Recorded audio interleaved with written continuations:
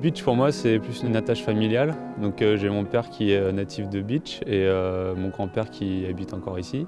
Du coup j'ai commencé le tir plutôt en région parisienne, mais très souvent pendant les vacances, avant d'être en club, je pratiquais le tir pendant les vacances pour le plaisir, quoi.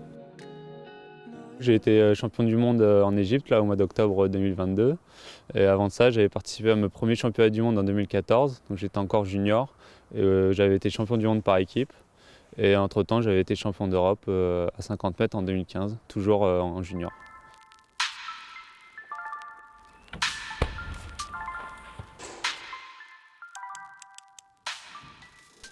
Salut. Ça va? J'arrive. Mon grand-père était bénévole au club de tir de beach, et donc mon père a aussi commencé le tir ici.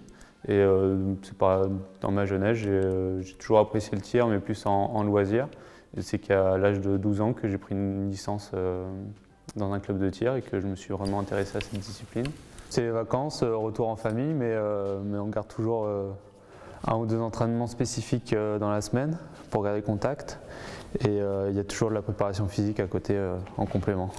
C'est une carabine exclusivement pour le tir à 10 mètres, donc à air comprimé. Donc c'est un calibre 4,5.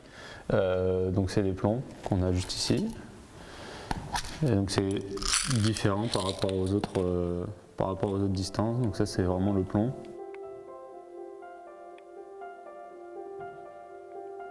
Je pense que quand on est jeune, c'est surtout le bruit du départ du coup qui fascine un peu.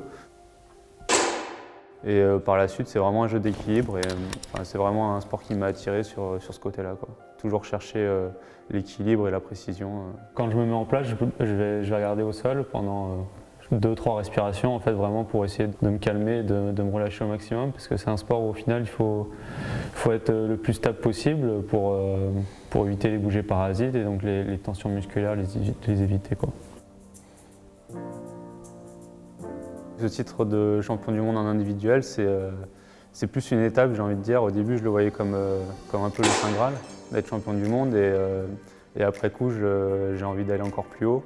Donc c'est plus une étape que d'un point final à ma carrière, quoi. J'ai l'œil de l'entraîneur et du père, mais je suis fier de ce qu'il fait.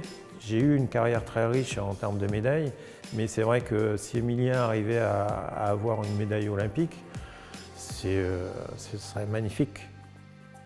Alors, je ne pense pas que ça sera la mienne, mais ça sera la sienne.